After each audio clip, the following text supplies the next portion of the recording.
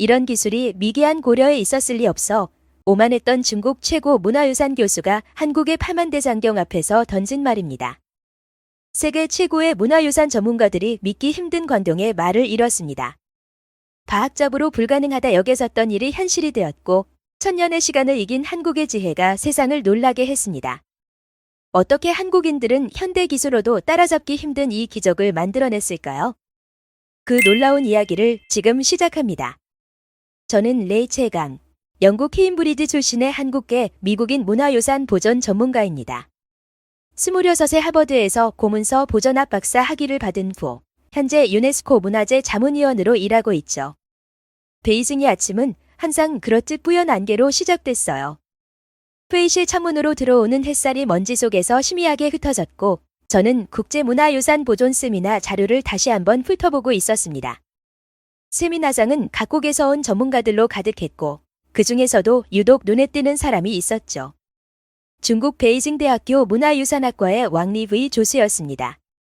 그는 늘 자신감 넘치는 태도로 도마시아 문화유산에 대해 날카로운 평가를 내리곤 했어요. 그의 논문 고대 목조 건축물의 한계와 보존에 오르는 학계에서 큰 반향을 일으켰고 중국 최고의 문화재 전문가라는 명성을 얻게 해준 작품이었죠. 발표가 시작되고 한국인 발표자가 팔만대장경에 대해 설명하기 시작했습니다. 1000년이 넘도록 원형 그대로 보존된 목판 5200만 자의 방대한 불경시라는 선형이 이어졌고 그때 왕리후이 조수가 손을 들었습니다. 목판은 시간이 지나면 추러집니다. 한국의 팔만대장경이라는 것도 마찬가지겠죠. 감성은 있겠지만 과학은 아닙니다. 왕리후이의 단호한 목소리가 회의실에 울렸습니다. 청중들 사이에서 웃음이 터져나왔고 한국인 발표자의 얼굴이 붉어지며 당황하는 모습이 역력했죠.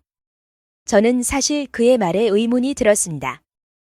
제 할아버지는 한국전쟁 이후 미국으로 이민 간 역사학자셨는데 어릴 적 팔만대장경에 대한 이야기를 자주 들려주셨거든요. 하지만 직접 본 적은 없었죠. 정말 그럴까요? 유네스코가 세계문화유산으로 지정한 것이 단순한 감성적 가치만으로 가능했을까요? MIT와 프린스턴 대학에서도 연구 가치를 인정했다고 알고 있는데요. 제가 조심스럽게 질문을 던졌습니다. 왕리부인은 코웃음을 쳤습니다. 미국 대학들의 연구는 기록이 아니라 미신적 찬양에 가깝죠. 과학적 검증 없이 그저 오래됐다는 이유만으로 가치를 부여하는 것은 위험합니다. 세미나가 끝나고 저는 왕리부이에게 다가갔고 명함을 건네받으며 물었죠. 서울에서 열리는 아시아 유산 포럼에 오실 건가요? 해인사 현장 답사 일정도 있다고 들었습니다. 왕리부인은 잠시 생각하더니 대답했습니다. 글쎄요. 시간 낭비가 될 수도 있겠네요. 저는 이미 중국 조낭석굴의 보존 실패 사례를 충분히 연구했습니다. 고대 목판이 1000년을 버틴다는 건 과학적으로 불가능해요. 그의 오만한 태도에 도전의식이 생겼습니다. 저 역시 문화재 보존 분야에서 10년 넘게 일해왔고 세계 각국의 보존 기술을 연구해왔지만 팔만대장경만큼 완벽하게 보존된 목판은 본 적이 없었거든요. 과연 그가 직접 현장을 본다면 어떤 반응을 보일까요? 며칠 후 문화재청 담당자로부터 이메일이 왔습니다. 서울에서 열리는 아시아 유산 포럼 초청장이었고 그 안에 해인사를 포함한 유산 답사 일정에 대한 참석 여부를 묻고 있었죠. 저는 이 말에 고민도 없이 바로 간다고 회신했습니다. 제 연구실 동료인 마티아스는 제 결점을 들었을 때 놀라워했어요. 레이첼, 당신은 지난 3년간 휴가도 없이 일했잖아. 이번은 쉬어야 하지 않아. 하지만 저는 이번 기회를 놓칠 수 없었습니다. 유네스코가 인정한 세계문화유산을 단순한 전설이라 폄하한 왕리부이의 말이 계속 귓가에 맴돌았거든요. 이번엔 일이 아니라 제 뿌리를 찾는 여행이기도 해 제 대답에 마티아스는 더 이상 말을 잇지 않았습니다. 저는 포럼 준비를 위해 팔만대장경에 관한 자료를 모으기 시작했습니다. 놀랍게도 MIT 재료공학과에서 최근 발표한 논문에는 고려시대 목판의 내구성은 현대과학으로도 완전히 해석되지 않는 수수께끼라고 언급되어 있었어요. 또한 나사의 데이터 보존 담당자가 1000년 이상 지속되는 데이터 저장 방식의 영감을 팔만대장경에서 찾고 있다라는 인터뷰도 발견했습니다. 이런 내용을 접하면서 제 호기심은 더욱 커졌고 2달이 지난 가을, 저는 인천공항에 도착했습니다. 베이징의 뿌연 하늘과 달리 서울은 맑고 천명했죠. 아시아 유산 포럼이 열리는 국립중앙박물관으로 향하는 길, 창밖으로 보이는 산들이 붉은 단풍으로 물들어 있었습니다. 저는 한국에 온 것이 처음이 아니었지만 이번엔 뭔가 다른 감정이 들었어요. 제 핏줄 속에 흐르는 한국인의 정신과 지혜를 더 깊이 이해하고 싶다는 욕망이 생겼거든요. 포럼 첫날, 저는 스미나실의 가장 앞자리에 앉았습니다. 뒤를 돌아보니 왕리부이 조수도 와 있었고 그의 표정은 여전히 시큰둥했죠. 그 옆에는 독일 함부르크 대학의 마이클 센베르크 교수, 일본 도쿄 대학의 다나카 요시히로 교수 등 세계적인 문화재 전문가들이 자리해 있었습니다. 대형 스크린의 영상이 시작됐고 깊은 산속 해인사의 모습이 펼쳐졌습니다. 새벽 안개 속에서 스님들이 장경판전으로 걸어가는 장면이 나왔고 목탁 소리가 은은하게 울려 퍼졌죠. 카메라가 천천히 모판들을 비추자 회의장에는 정적이 흘렀습니다. 화면에는 눈이 와도 비가 와도 모판은 천년간 움직이지 않았다. 에는 나레이션과 함께 떼곡히 새겨진 글자들이 클로즈업 됐습니다. 제 심장이 빠르게 뛰기 시작했어요. 단 한 자도 번지거나 깨진 곳이 없었고 200만 자의 방대한 기록이 원형 그대로 보존된 모습은 불가능해 보이는 기적이었습니다. 영상이 끝나고 조명이 켜졌을 때 저는 숨을 죽이고 있었다는 것을 깨달았습니다. 옆을 보니 왕리부이의 표정도 조금 달라져 있었어요. 그의 눈에는 의심과 호기심이 동시에 담겨 있었죠. 베이징에서 보였던 확신의 표정과는 사뭇 달랐습니다. 그때 서회자가 무대에 올라왔습니다. 이제 현장 답사 프로그램을 소개하겠습니다. 해인사, 경복궁, 소원 화성 중 한 곳을 선택해 주시기 바랍니다. 저는 망설임 없이 손을 들었습니다. 저는 해인사를 선택하겠습니다. 왕리부이도 잠시 망설이다가 손을 들었습니다. 저도 해인사로 가겠습니다.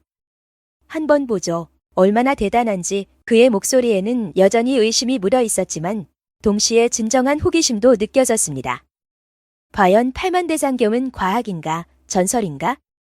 그 답을 찾기 위한 여정이 시작되려 하고 있었습니다. 저는 내심 설렜습니다. 제 할아버지가 그토록 자랑스러워하셨던 한국의 기술과 지혜의 결정체를 직접 볼 수 있다니, 그리고 그 앞에서 왕리부이의 표정이 어떻게 변할지 지켜볼 수 있다니 말이죠. 다음 날 아침 30명 남짓한 참가자들이 해인사행 버스에 올랐습니다. 저는 일부러 왕리부이 옆자리에 앉았어요. 그의 회의적인 시선과 의견을 가까이서 지켜보고 싶었거든요. 서울을 벗어나자 차천 밖으로 소백산맥에 굽이진 산줄기가 펼쳐졌고 가을비드로 물든 단풍나무들이 끝없이 이어졌습니다. 버스 안에서 왕리부이가 먼저 말을 걸었습니다. 목판이 천년을 버틴다는 게 믿기지 않아요. 우리 준왕석굴 문서들은 최고의 보존 기술을 동원했음에도 수백 년 만에 심각하게 훼손됐거든요. 아무리 잘 보관해도 목재는 썩고 뒤틀리고 갈라지게 마련이죠. 습기와 벌레, 화재의 위험도 있고요. 저는 조용히 대답했습니다. 천년을 내다보는 안목과 헌신이 있어서 가능했던 거겠죠. 게다가 재료공학적으로도 특별한 처리 과정이 있었다고 들었어요. 정신으로 목재가 안 썩진 않습니다. 과학적 근거가 있어야죠. 왕리부이의 대답은 여전히 단호했습니다. 버스가 산길을 오르기 시작했고 고불고불한 도로를 따라 점점 더 깊은 산속으로 들어갔습니다. 앞좌석에서 가이드가 산영을 시작했어요. 해인사는 해발 700m 높이에 있습니다. 이런 깊은 산속에 팔만대장경을 보관한 데는 과학적 이유가 있었죠. 온도와 습도, 바람의 흐름까지 계산한 선택이었습니다. 실제로 현대 기부학자들이 측정한 결과 이곳의 연중 온도 변화는 5도 내외로 현대의 최첨단 하문실과 맞먹는 수준이라고 합니다. 독일에서 온 마이클 센베르크 교수가 관심을 보였습니다. 그렇다면 자연 환경을 이용한 최초의 정밀 기부 제어 시스템이군요. 놀랍습니다. 버스가 해인사 주차장에 도착하자 참가자들이 하나둘 내리기 시작했습니다. 버스에서 내리자 서늘한 산 공기가 폐 깊숙이 들어왔습니다. 해인사 입주문을 지나 긴 돌계단을 오르니 구름 사이로 햇살이 쏟아졌고 그리고 마침내 잠경판전이 모습을 드러냈습니다. 이곳이 팔만대장경을 보관하는 장경판전입니다. 지현 스님의 낮은 목소리가 울렸습니다. 중년의 스님이었죠. 30년간 이곳에서 파만대장경 보존과 연구에 헌신해온 분이라고 했습니다. 이 안에 고려가 남긴 정신이 있습니다. 그리고 현대과학이 아직 완전히 풀지 못한 비밀도요. 무거운 나무문이 천천히 열렸고 문틈으로 은은한 나무향이 퍼져 나왔습니다. 안으로 들어서자 숨이 멎을 듯한 광경이 펼쳐졌어요. 빼곡하게 쌓인 모판들이 벽을 가득 메우고 있었고 햇살이 창살로 들어와 모판 위에 조드럽게 내려앉았습니다. 지현 스님이 조심스럽게 한 개의 모판을 꺼냈습니다. 이 글자 하나를 보십시오. 모차가 0.01mm도 없습니다. 800년이 넘었지요. 모판을 가까이에서 보니 정말 놀라웠습니다. 새겨진 글자들이 마치 방금 조각한 것처럼 선명했죠. 저는 경이로움을 감출 수 없었습니다. 5200만 자, 코끼리 10마리 무게의 나무 위에 손으로만 새겼습니다. 지연 스님이 설명을 이어갔습니다. 하루 8시간 작업 기준으로 한 명이 한다면 66년이 걸립니다. 그것도 단 한 번의 실수도 없이 말이죠. 왕리 부위의 눈이 커졌고 그는 허리를 굽혀 모판을 자세히 들여다보았습니다. 손가락으로 글자의 윤곽을 더듬으며 중얼거렸습니다. 이게 어떻게 가능하죠? 지현 스님이 제작 공정을 설명하기 시작했습니다. 모판 제작은 총 27단계를 거쳐야 완성됩니다. 먼저 참나무를 내어낸 뒤 소금물에 3년간 담가둡니다. 이것은 나무 속 진액을 빼내고 방부 효과를 주는 과정이죠. 그 다음 1년간 자연 건조시키고 오치 작업을 한 뒤 다시 건조합니다. 오치 작업이란 무엇인가요? 프랑스에서 온 미술 보존 전문가가 물었습니다. 나무를 불린 물에 담갔다가 차가운 물에 넣는 과정을 반복하는 것입니다.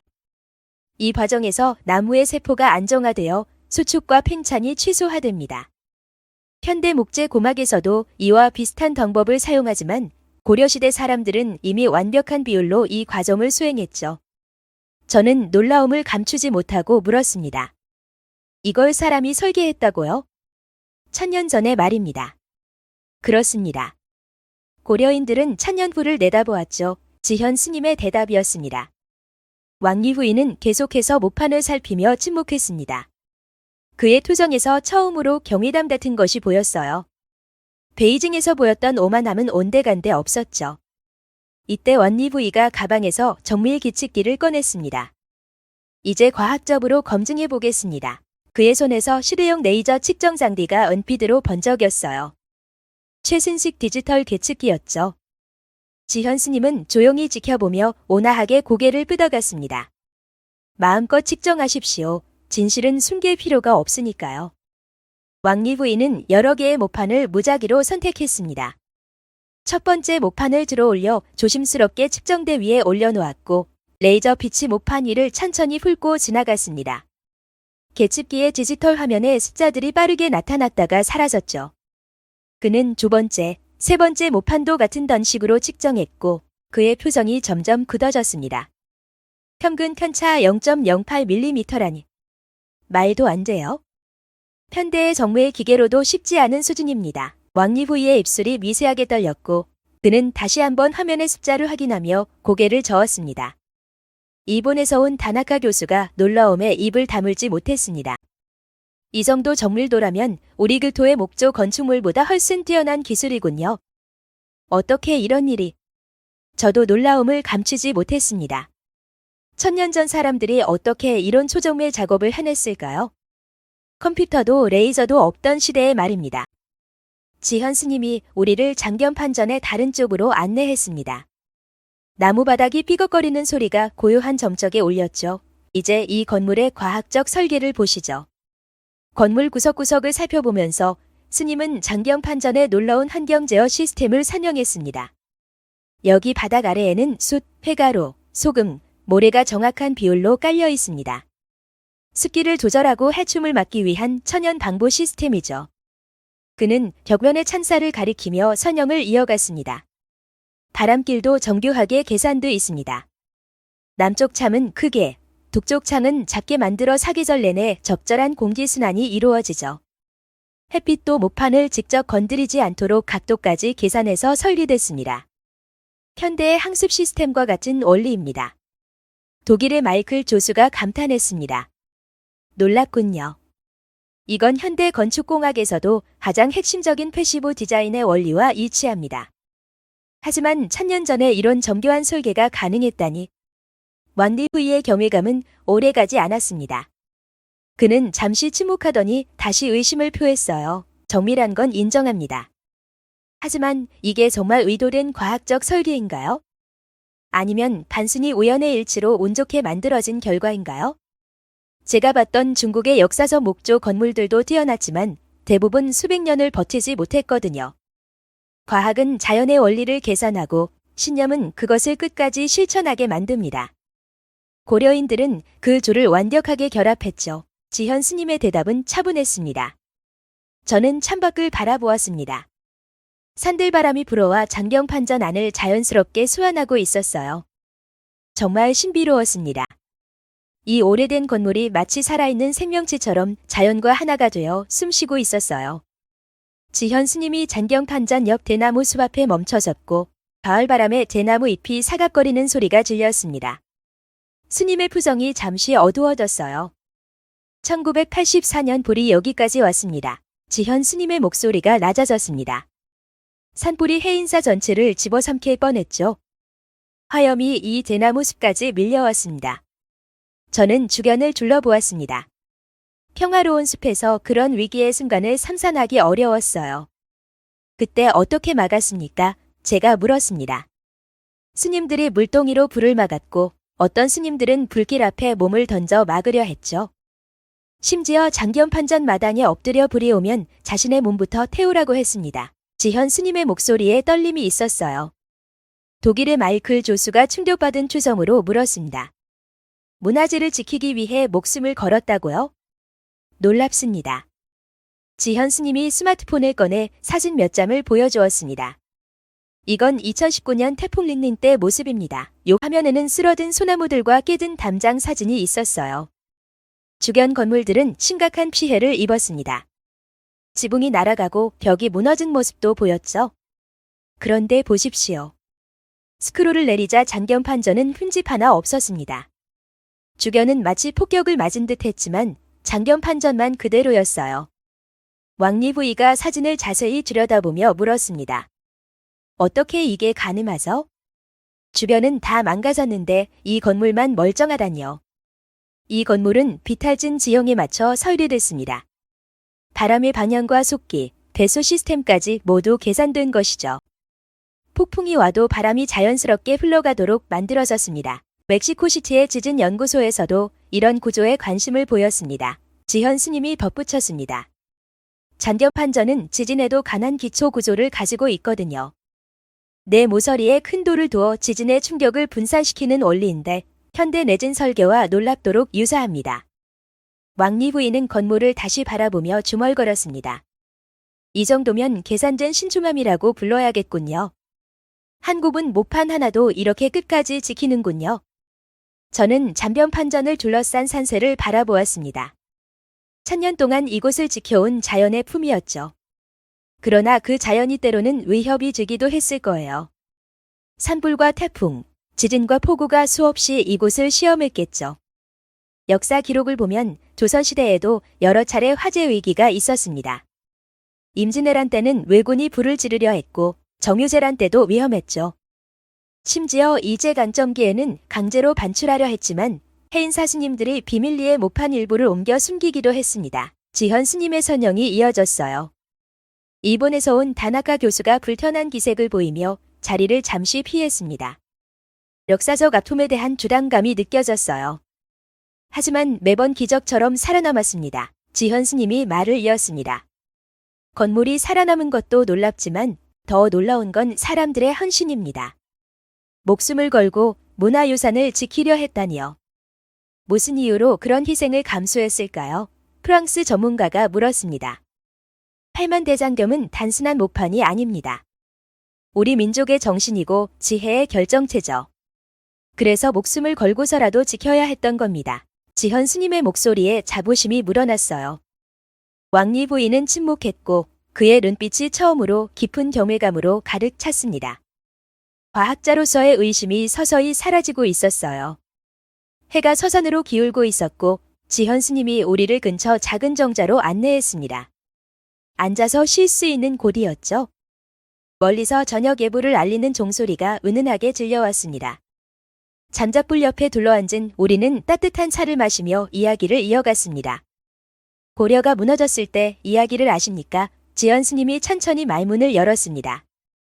1392년 조선이 건국되면서 고려 왕조는 막을 내렸고 그때 많은 것들이 사라졌습니다. 하지만 팔만대장경만은 살아남았습니다. 왕리부이가 고개를 들어 물었습니다. 어떻게 그게 가능했죠? 원조가 바뀌면 보통 이전 원조의 유산은 파괴되기 마련인데요. 스님들이 목판을 등에 지고 달렸습니다. 어떤 이는 목판을 싸서 동굴에 숨기기도 했죠. 전란 중에도 이 기록은 지켜야 했으니까요. 불교의 가르침이 담긴 경전이었으니 종교를 초월한 인류의 유산이었던 겁니다. 지현 스님의 목소리에는 깊은 울림이 있었고 저는 그 장면을 상상해 보았습니다. 전쟁의 혼란 속에서 무거운 모판을 지고 산길을 달리는 스님들의 모습이 눈앞에 그려졌어요. 지현 스님이 우리를 바라보며 물었습니다. 문화재를 보존한다는 건 무엇을 지키는 것일까요? 지식을 지키는 것이죠. 저는 즉시 대답했고 왕리부인은 잠시 생각하더니 고개를 저었습니다. 아닙니다. 제 생각이 달라졌습니다. 이제 알겠습니다. 우리 모두가 왕리부인을 바라보았고 그가 천천히 말을 이었습니다. 문화재를 지킨다는 건 그 안에 담긴 정신을 지키는 것입니다. 팔만대장경은 단순한 기록물이 아니라 천년을 이어온 한국인의 정신 그 자체군요. 지현 스님이 고개를 끄덕였습니다. 목판에 새겨진 글자 하나하나에는 고려인들의 염원이 담겨 있죠. 전란의 고통 속에서도 평화를 갈구했던 마음, 후대의 지혜를 전하고자 했던 열망이 있습니다. 해인사에서 돌아온 지 6개월이 지났습니다. 그동안 저는 팔만대장경에 대한 다큐멘터리 제작에 몰두했어요. 유네스코 자문위원으로서의 경험과 해인사에서의 깨달음을 세계와 나누고 싶었거든요. 현대과학으로도 완전히 설명하기 어려운 팔만대장경의 비밀을 영상에 담아내는 작업은 쉽지 않았지만 제 인생에서 가장 보람찬 프로젝트였습니다. 놀랍게도 이 다큐멘터리는 예상을 훨씬 뛰어넘는 단념을 일으켰어요. 영국 BBC가 가장 먼저 방송했고 이어서 프랑스 아르테와 일본 NHK가 방영권을 구입했습니다.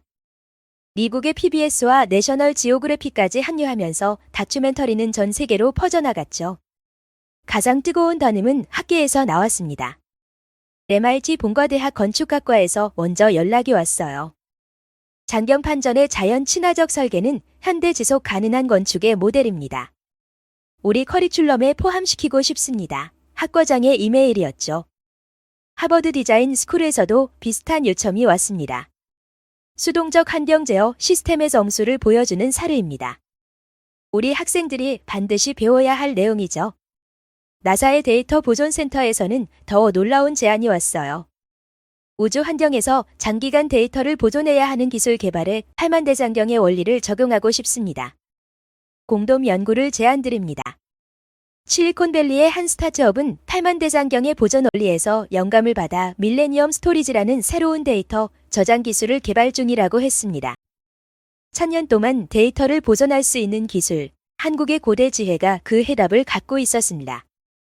가장 놀라운 변화는 왕리부이에게서 일어났어요. 그는 중국으로 돌아가 베이징 문화청에 상세한 보고서를 제출했다고 했죠. 며칠 전 받은 그의 이메일에는 이렇게 적혀 있었습니다. 이제는 배워야 할 때입니다. 기술이 아니라 태도를 말입니다. 한국이 문화유산을 대하는 자세, 천년을 내다보는 안목을 배워야 합니다. 덕분에 우리 조낭 석굴 보존 프로젝트에 팔만대장경의 원리를 적용하기 시작했습니다. 결과는 놀랍습니다. 더욱 놀라운 일은 지현 스님이 유튜브 채널을 개설했다는 소식이었어요. 젊은 스님들의 도움을 받아 시작한 짧은 영상이 입소문을 타기 시작했죠. 팔만대장경이 가르쳐준 건 천년 앞을 보는 기술이죠. 스님의 첫 영상 제목이었습니다. 놀랍게도 그 영상은 불과 한 달 만에 조회수 500만을 돌파했어요. 댓글에는 전 세계 각국의 언어가 뒤섞여 있었습니다. 특히 젊은 세대의 반응이 뜨거웠어요. 그들은 지속 가능성과 미래 설계에 대한 고민을 팔만대장경에서 찾고 있었죠. 고려시대 사람들은 이미 미래를 위한 지속 가능한 설계를 완성했다니 놀랍습니다. 우리가 지금 고민하는 환경 문제의 해답이 1000년 전 한국에 있었군요. 미국 대학생. 이건 단순한 문화유산이 아니라 미래, 기술의 청사진입니다. 한국은 정말 대단한 나라네요. 독일 엔지니어. 우리 일본의 문화재 보존 기술도 뛰어나지만 팔만대장경의 완성도는 경이롭습니다. 배울 점이 많습니다. 일본 문화재 관리자. 국제학술지들도 앞다투어 장경 판전을 다루기 시작했어요. 네이처지는 특집 기사를 통해 장경 판전의 보존 시스템을 분석했고, 사이언스지는 고려시대 모판 제작 기술의 과학성을 조명했죠. 저는 케임브리지 대학으로 돌아와 새로운 강의를 개설했습니다. 동양의 지속 가능한 문화유산 보존 기술이라는 제목이었죠. 첫 수업에 몰려든 학생들을 보며 저는 미소를 지었어요. 그들의 눈빛에서 새로운 배움에 대한 열정을 느낄 수 있었습니다. 제 강의는 단순한 문화재 보존 기술을 넘어 미래를 위한 설계에 초점을 맞췄어요. 팔만대장경이 보여준 것은 단순한 보존의 기술이 아니라 미래 세대를 위한 책임감과 지혜의 전달이라는 점을 강조했죠. 온 지속가능발전위원회에서도 초청 간연 요청이 왔습니다. 한국의 전통 지혜가 현대 지속가능 발전 목표에 주는 시사점지라는 주제였어요. 세계가 팔만대장경을 단순한 문화유산이 아닌 미래 기술의 영감으로 바라보기 시작한 것입니다. 그날 저녁, 지현 스님에게서 메시지가 왔습니다. 덕분에 많은 이들이 팔만대장경의 가치를 알게 되었습니다. 1000년의 지혜가 이제 미래를 여는 열쇠가 되고 있네요. 저는 창밖을 바라보며 답장을 썼어요. 이제 시작일 뿐입니다. 한국이 보여준 1000년의 지혜는 인류 전체가 배워야 할 교훈입니다. 저도 한국인의 피를 이어받은 사람으로서 자부심을 느낍니다. 세계는 이제 한국을 다르게 보기 시작했어요. 단순히 첨단 기술의 나라가 아니라 1000년의 지혜를 간직한 문화 강국으로 말입니다. 시간과의 싸움에서 승리한 나라, 그것이 바로 한국이었습니다. 다시 해인사를 찾은 건 1년 후였어요. 다큐멘터리의 성공적인 전파 이후 저는 후속 연구를 위해 한국을 재방문했습니다. 이번에는 혼자가 아니었어요. MIT, 프린스턴, 옥스퍼드의 연구팀과 함께였죠. 그들은 팔만대장경의 비밀을 현대과학으로 재해석하고자 했습니다. 세력안개가 자욱한 산길을 오르며 저는 첫 방문 때의 기억을 되새겼어요. 장경 판전 앞에 도착했을 때 지현 스님이 이미 문을 열고 있었습니다. 동트기 전 어스름한 빛 속에서 스님의 모습은 마치 1000년 전부터 그 자리를 지켜온 것처럼 보였죠. 다시 오셨군요의 지현 스님이 온화하게 미소 지었고 저는 고개를 숙여 인사했습니다. 네, 더 깊이 이해하고 싶어서 왔습니다. 그리고 이번엔 저만의 팔만대장경 프로젝트를 시작하려고요. 스님은 조심스럽게 장경 판전 문을 열었습니다. 새벽 공기가 정각 안으로 스며들었죠. 그리고 스님은 천천히 안으로 들어가 모판 하나를 어루만지며 말했습니다. 이 판은 세상보다 오래 견디었습니다. 사람을, 시대를, 나라를 바꿨죠.